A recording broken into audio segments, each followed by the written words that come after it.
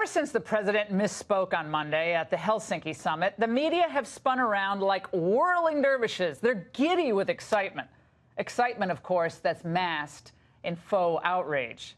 Never has so much been made of so little. Dan Coates came to me and some others. They said they think it's Russia. I have President Putin. He just said it's not Russia. I will say this. I don't see any reason why it would be. Now, those words set off a chain reaction of condemnation without context. You have been watching perhaps one of the most disgraceful performances by an American president at a summit in front of a Russian leader, certainly that I've ever seen. You should call this the Surrender Summit. Oh, so catchy. Former CIA Director John Brennan tweeted, Donald Trump's press conference performance in Helsinki rises to and exceeds the threshold of high crimes and misdemeanors. It was nothing short of treasonous. John Brennan says treasonous. Are we talking, at least from your perspective, I assume from his perspective, impeachment?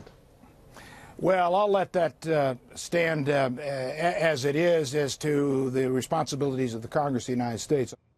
Don't you miss Chuck Hagel?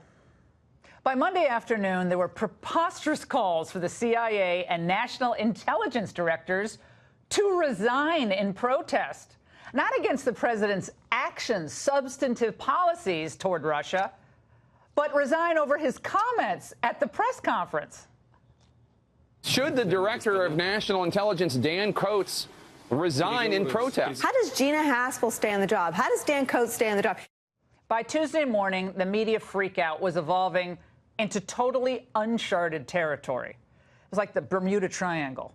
People who peddle Trump hatred for a living, they make a good living at it, they tried to outdo one another, jockeying for the pole position in their denunciations and prescriptions. It was, what's the word? Extraordinary.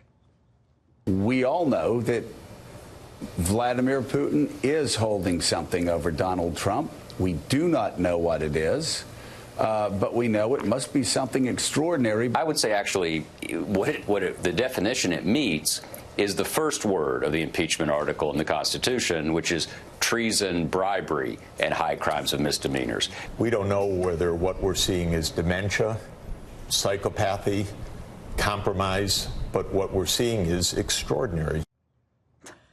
Do they all get together and pick, this is the multisyllabic word we're going to use today, extraordinary. You know what's extraordinary? The high dudgeon responses to what was essentially an error of communication. The president reiterated his support of his intel community, and he tried to clarify his comments on Tuesday.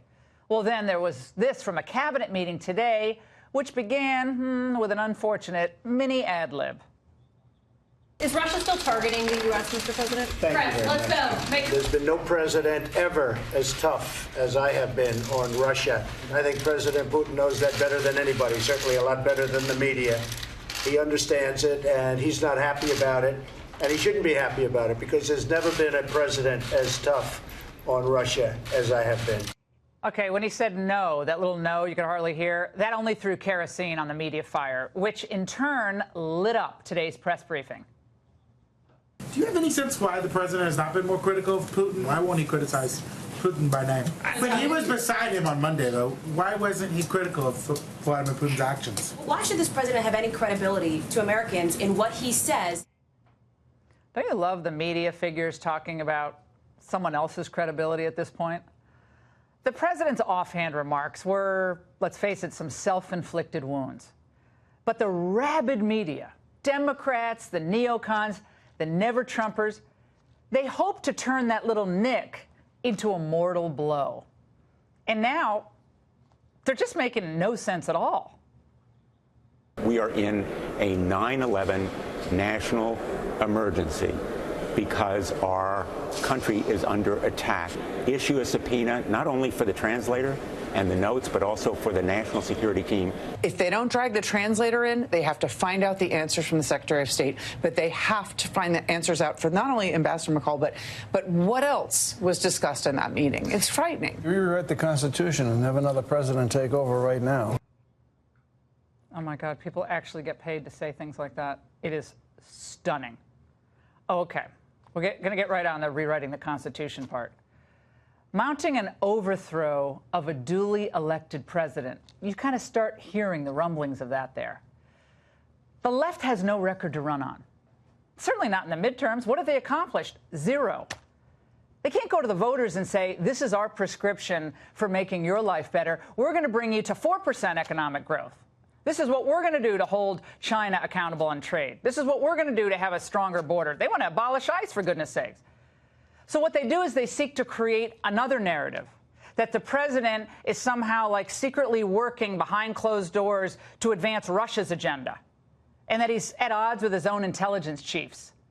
This is patently absurd, and I think they know it is. Now, granted, the president has occasionally been inartful in the way he's explained his position, and sometimes his frustration with the Mueller investigation has gotten the better of him. But when you cut through all the theatrical displays of outrage, Trump, in many ways, is saying what he's always said, even if no one wants to hear him out. I'll go along with Russia. It could have been China. It could have been a lot of different groups. I think it, could have been Russia, but I think it could, on the next screen, you already know what it's going to have said, have been other countries. Donald Trump, in his heart of hearts, is not convinced that Russia meddled in the election. Oh, take a breath, Chris. That's not what he said historically or this week. The president is saying that Russia is responsible for meddling and that they are not alone. Now, I'm the first to call the president out when he's imprecise in his language, and he has been. Communications are vitally important on a matter as important as this, especially with this Mueller cloud that continues to hang over his head. But saying that Russia is not the only foreign power seeking to tamper with our elections, cause havoc in our society, is neither treasonous nor erroneous. In fact, it is correct.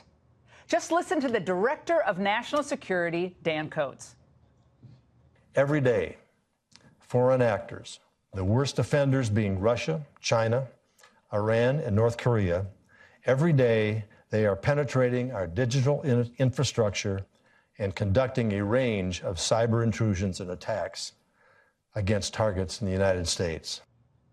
Now, you hear that? Russia is one of many foreign actors trying to disrupt things in the United States.